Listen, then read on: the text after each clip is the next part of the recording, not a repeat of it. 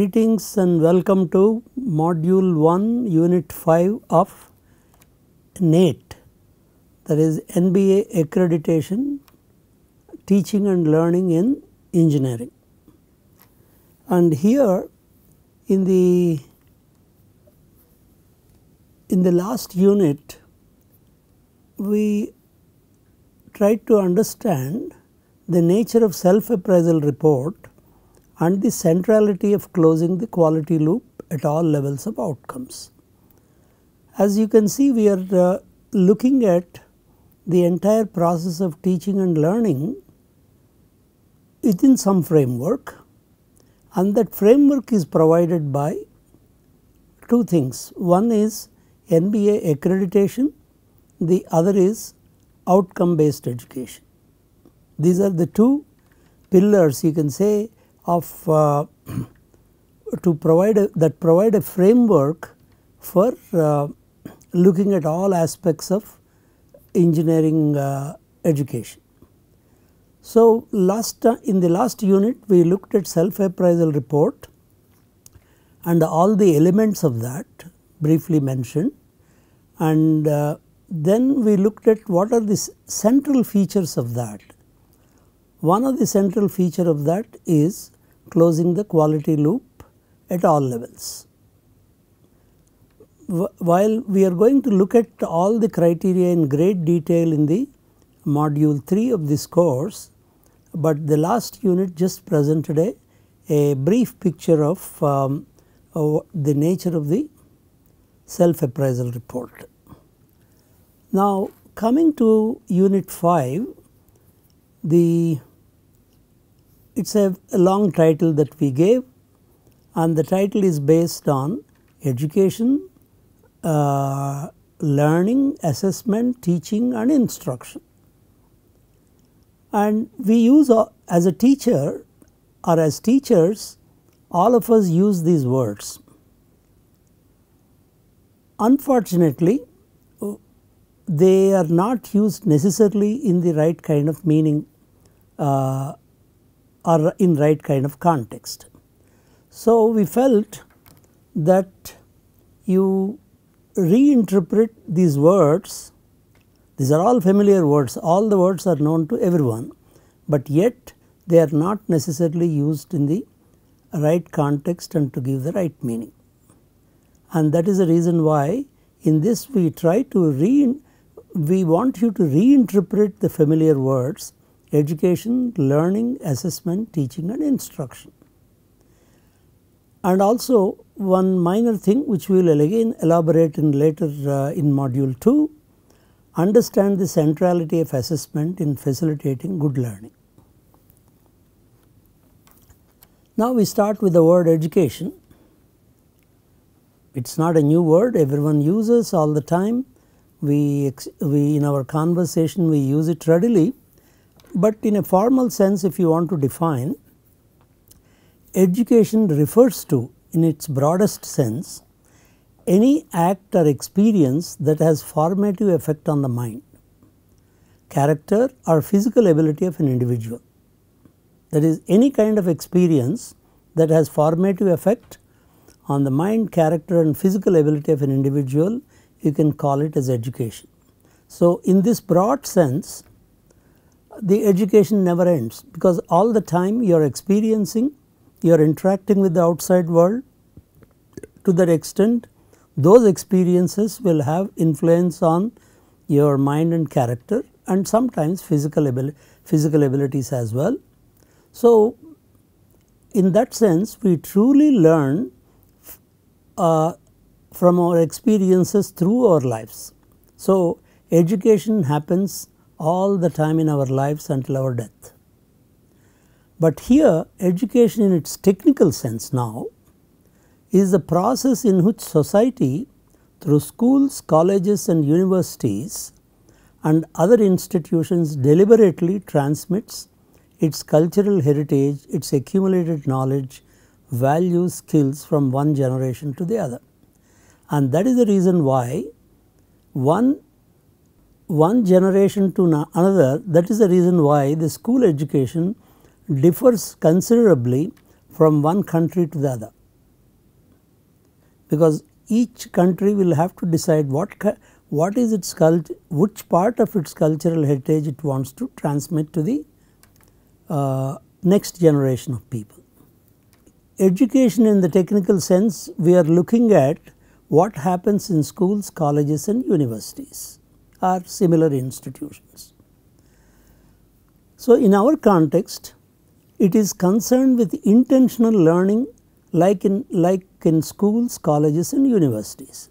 So, when you enter a school or a college, they are expected to learn something. That means there is a curriculum and there is something is already decided by some process, and the student has to learn the things that have been already decided. Okay. So, to that extent education is concerned with intentional learning like in schools, colleges and universities. Now, we come to why should we be concerned with philosophy of education. So, somebody is deciding, society through some process is deciding to educate its people. But to educate people wisely, we must know what we educate them to become. For example, coming to engineering education for example, what kind of engineers do we want to produce?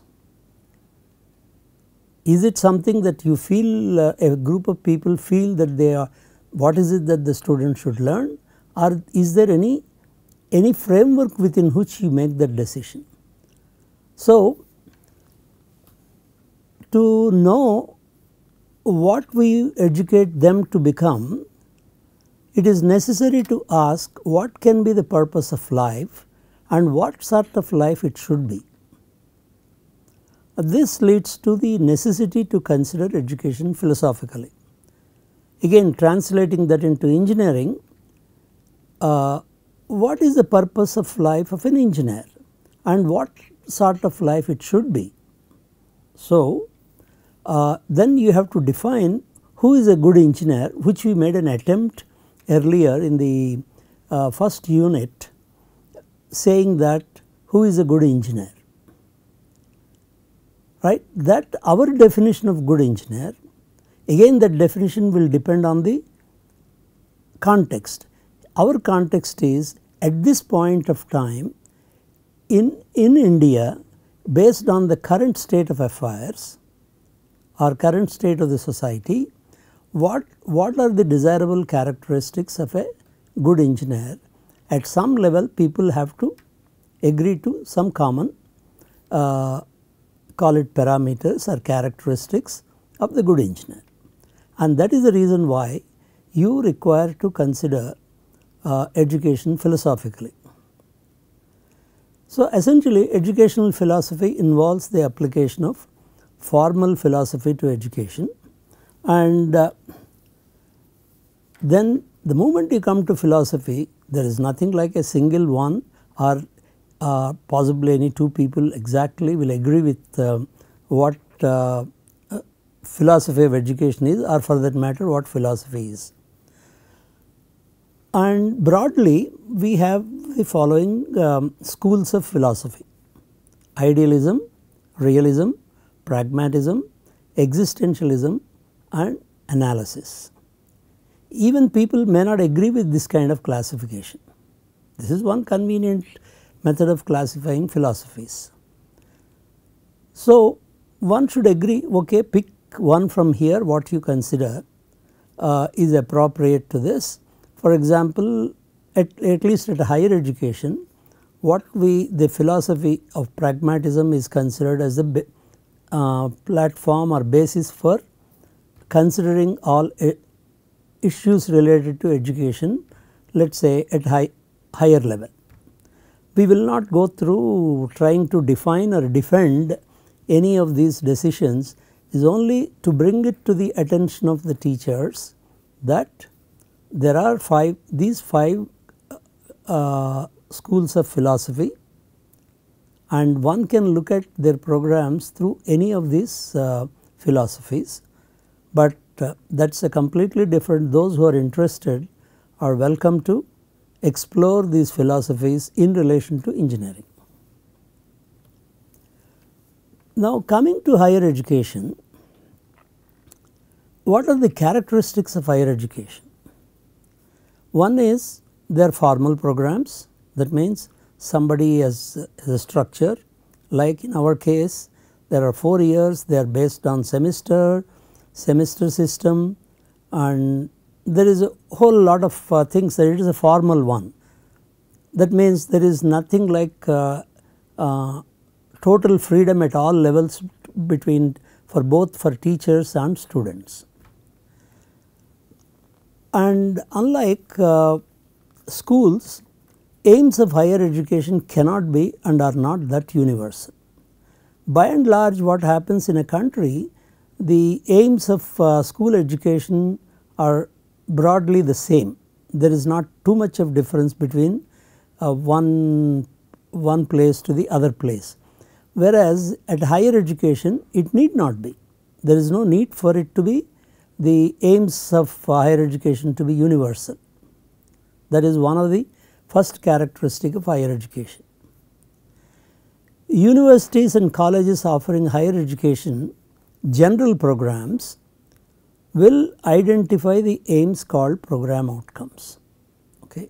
That is, if you are offering a course like BA in history or BA in sociology or a BSc in physics, any of these general programs, these what we consider the outcomes of the program are decided by the university or sometimes even the college.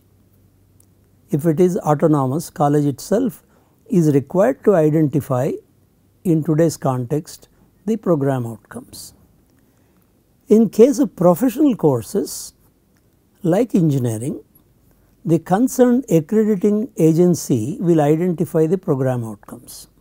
That means it is not left to the choice of the college or university. There is a national accrediting agency. For example, if you take architecture or medicine, the so called program outcomes or the entire professional course is designed and given by the accrediting agency. Not only that, some amount of freedom is given to the department offering the program to add some more outcomes to this program outcomes. We call these additional outcomes as program specific outcomes. So what happens in the case of program outcomes, they are the same across all disciplines, across all engineering programs, whereas program specific outcomes are specific to a particular branch, and that too they are defined by the department. Now we come to the process of teaching. So we looked at education, we looked at what is a higher education program, and now we look at the teaching. Teaching is a process of helping others to acquire knowledge, skills and values. That is what a teacher does. How does he do? Teaching is a process of attending to people's needs, experiences and feelings and intervening so that they learn particular things. These particular things are decided by the curriculum. What the student should learn are decided by the curriculum. So teacher essentially does several things. That means he mainly intervenes. And what are these interventions? Interventions commonly take the form of questioning, listening, giving information, explaining some phenomenon, demonstrating a skill or process, testing understanding and capacity, and facilitating learning activities such as note taking, discussions, assignment writing, simulations and so on. So the interventions take several forms, and what kind of intervention is to be taken place is decided by the teacher. So this is what teaching process is. So to that extent, there are any number of models of teaching. There in fact there are several classes of models. There are a large number of classes of models. Under each class you have several models again, and essentially it applies to mainly school education. So, models of teaching may help teachers to create conducive environments for learning. So, if I follow some model, then I can plan my classroom teaching according to that model rather than doing it arbitrarily. And models of teaching may help teachers to plan learning centered educational experiences. These also may simulate development of new and better forms of opportunities for education. Okay. A new teacher, for example, may identify the model of teaching that he would prefer to follow and then plan his teaching within that framework. Now, this is one of the most popular model of teaching due to William Glasser, which was provided in 1962. It belongs to the what is called personal family of models of teaching. We will not elaborate the features of this personal family. And what are the features? The teacher should identify instructional objectives, and the teacher should also know the entering behavior of students. That means, what kind of students do you have, what abilities do they have, with what you call prior knowledge and skills they come into your class. This is what the teacher will have to identify, and then he follows certain preferred or selected instructional procedures, and then he assesses the performance of the students. These are the 4 characteristics of a teacher. I think any teacher can readily relate to all these 4. But you should notice the success of this model depends upon the competency and ability of the teacher in terms of skills like the formulation of objectives, use of proper strategies, and techniques of evaluation. So, this Glasser model of teaching is meaningful or will be successful corresponding to the competency and ability of the teacher. So, the teacher has a major role to play if you are following Glasser model of teaching. Now, we come to the other process, namely the learning. So, here there are 2 actors are always, one is teacher, the other are students. So, when teacher teaches, the goal is to facilitate the students to learn. So, we must also understand what learning is. Learning is acquiring new knowledge, behaviors, skills, values, preferences, or understanding. If any of these things happen, we are learning. As we learn, our conceptions of phenomena change and we see the world differently. If we do not learn adequately, then our view of the world may not change at all. It should be noted, possession of information is not synonymous with learning. If one reels out all kinds of facts and figures, that is possession of information, or I would say data, it is not synonymous with learning. Now, if you want a biologist's definition of learning, learning is stabilizing through repeated use certain appropriate and desirable synapses in the brain. We will spend 1 unit on the kind of role our understanding of the brain plays in learning. That we will do it at a later stage. Now, we look at only 3 important theories of learning. There are many theories of learning. We will just confine ourselves to 3, which these are the most dominant ones. In fact, the whole learning theory, first learning theory is behaviorism due to Watson. Their behaviorism considers learning is the acquisition of a new behavior through conditioning.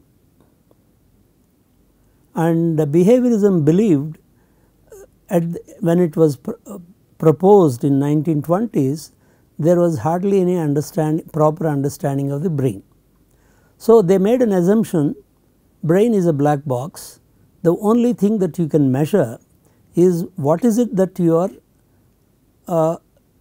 what are the stimuli that you are giving and what are the responses of the individual. These are the only things that are measurable. The whole learning theory through behaviorism is based on stimulus and response, and then what kind of sequence of stimuli will lead to what kind of sequence of responses. Under what conditions can I bring out desirable response from the individual. So, that is the kind of approach that was taken, and quite a few of the practices of the schools and even at higher education level, they have been followed, they are based on the behaviorism. For example, if you repeatedly practice, your response to certain stimuli can be conditioned or can be improved. So, what happens, one of the consequences of this, you give practice problems. So, that issue, that particular method is the outcome of behaviorism. So, it is, while it is superseded by others, but still that is, it is not invalid, but it does not completely, behaviorism does not completely explain the behavior of individuals. Now, next is cognitivism. Piaget's rather he proposed first, and possibly tens of thousands of researchers have worked on this. Humans learn by generating knowledge and meaning through sequential development of their cognitive abilities, including recognition, recollection, analysis, reflection, application, creation, understanding and evaluation. So, we are going to focus much on the cognitivist approach to learning. For example, the cognitive processes focus on processing information. How do you process? We have given a long list, and that is where we will be looking at our taxonomy of learning is dominantly based on cognitivism.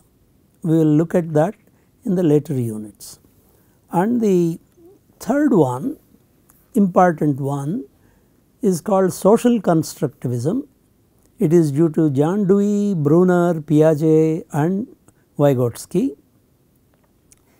It considers that learning occurs within a context, that itself is a part of what is learned. Though you are teaching the same technical topic, same subject in one well equipped classroom by an expert and in a good nice environment, or the one that you are teaching in a very ill equipped, ill qualified faculty member, the contexts are vastly different, and whatever the students learn, the impact of the context is also carried. So, you cannot what do you call, the context cannot be dissociated with what you learned. And to that extent, knowing and doing cannot be separated, and learning is a process that is extended over time. We are just making very brief statements. Obviously, we encourage teachers to explore these three learning theories a little bit. I think every teacher should explore at least these three theories besides many other theories that exist. Okay. One is, it should be remembered, learning is a process that is extended over time. It just does not happen in a very short period, that you explain and people seem to understand, seem to even solve the problem immediately, but it does not mean that you have learned. It takes considerable time for that to be completely internalized, and truly the learning is you can say actually learning has actually happened. It takes certain time. and this is the one teacher should pay attention. In the sense, one of the mistakes that is done is that the curricula at many places they are overloaded. As a teacher, you want your students to know all kinds of things, and as soon as something is kind of addressed in the classroom, you think that the learning has been facilitated. It does not happen, as it takes considerable time, especially the students with lesser cognitive abilities. It will take a lot of time. To that extent, the curriculum should be matched with the abilities of the student and the time required. And as a consequence of social constructivism, some of the learning methods that they have come, like discovery, hands-on, experiential, collaborative, project based and task based learning are the consequence of social constructivism. Now we come to another very important aspect of teaching and learning, assessment. The formal definition of assessment, it is a measure of performance. What do I measure to know that the student has learned something? Okay. And the another word, the associated word is evaluation. Evaluation is an interpretation of assessment. If the student has performed, let us say conducted an experiment, then evaluation is to determine how well he has performed, or can I associate some grade or mark or something with that with that performance. So, assessment and evaluation are two different things. Unfortunately, many times these two terms are used synonymously. That should not take place. And also, we consider, after we think we taught well in the classroom, the teaching and learning has taken place, and assessment or examination is a necessary evil. Actually, we now presently look at the centrality of assessment in learning. Our assessment tools tell students what we consider to be important. For example, if we consider some part of the subject is not important, we may not ask any questions or not conduct a quiz in that. So, students will look at what kind of questions are being asked at various points during a semester, and they will accordingly prepare. That means, through your assessment tools, you are communicating to the students what you consider to be important. For example, I cannot in my examinations or tests, I cannot ask superficial questions and expect the students to learn something meaningfully or deeply. So, assessment is the key. Teachers guide students to learn through their assessments.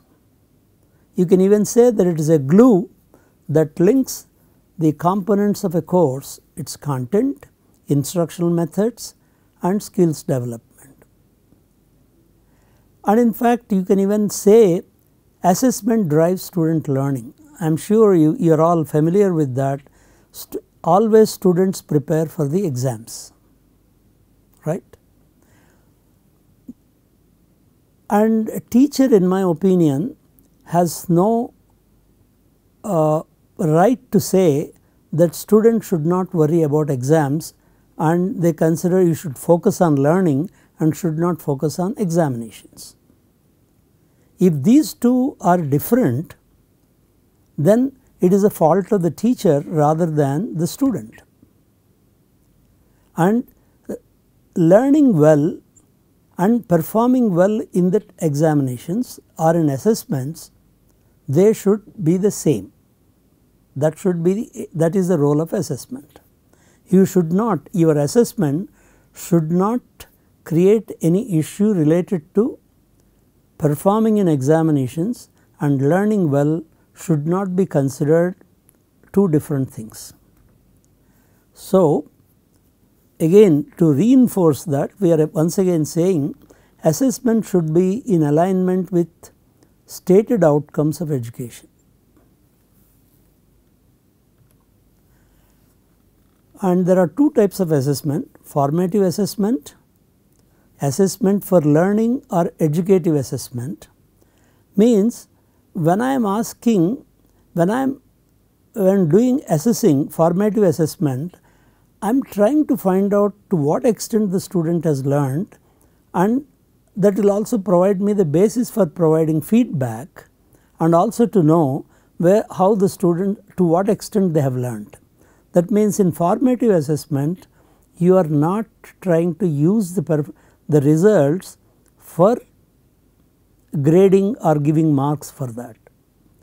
Whereas summative assessment, that is assessment of learning, to find out what is it that the student has learned, you conduct a summative assessment. And I am sure that faculty are familiar with these two words, formative assessment and summative assessment. Now we come to instruction. This is another word. For example, we may use teaching and instruction bit synonymously, but instruction is slightly different. The purpose of instruction is to help people learn and develop, very simple. But learning and development can be in any of the four domains: cognitive, affective, psychomotor and spiritual. Let us say we keep the spiritual part a little aside, because we do not even know how to formally define and how to do any of the what you call prepare the students for it, or there can be several controversies over that. So, we will mainly look at the learning and development can be cognitive, affective and psychomotor. We will look at affective and psychomotor domains a little later. Learning can certainly occur without instruction. You do not require instruction at all. Like if you walk on the street, by just observing what is happening or reacting to external situation, you are learning something. So, learning can certainly occur without instruction, but instructional designers apply the principles of learning to the design of external events we call instruction. That means the instructor plans some external events to facilitate learning. These external events are planned based on the some principles of learning. That is what the instructional designer do. And instruction is a set of events embedded in purposeful activities that facilitate learning, if you want a formal definition of instruction.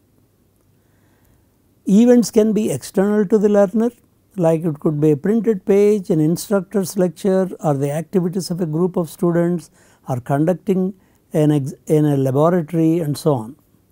Whereas internal mental events, that is directing attention, rehearsing, reflecting and monitoring progress, these are internal mental events. So, the teacher will have to pay attention to both for him to do good instruction. Now, there are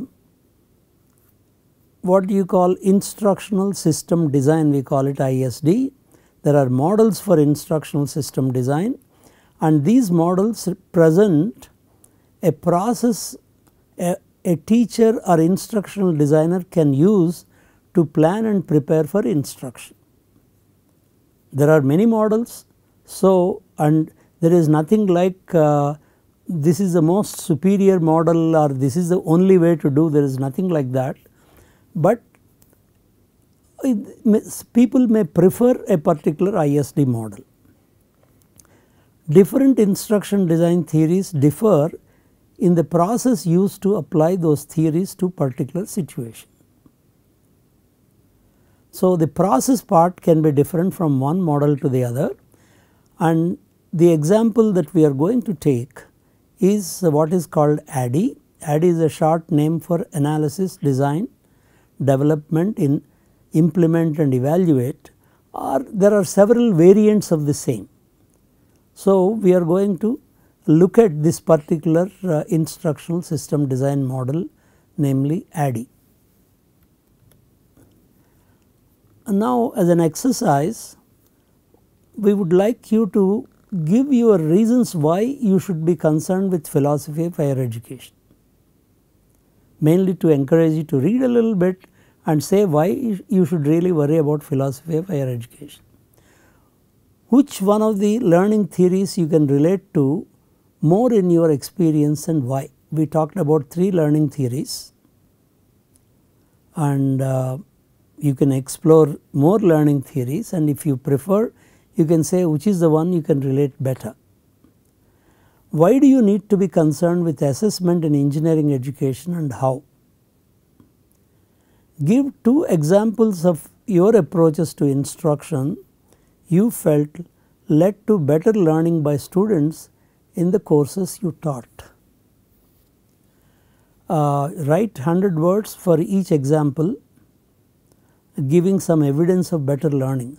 This is, we would like to learn from you. If you are able to share your the results of your exercise, it will be a great learning experience for us as teachers.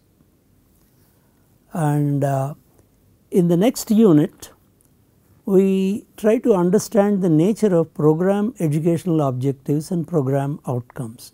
We talked about outcomes, but these are all classified into 4 levels. We will look at these 2, namely program educational objectives and program outcomes.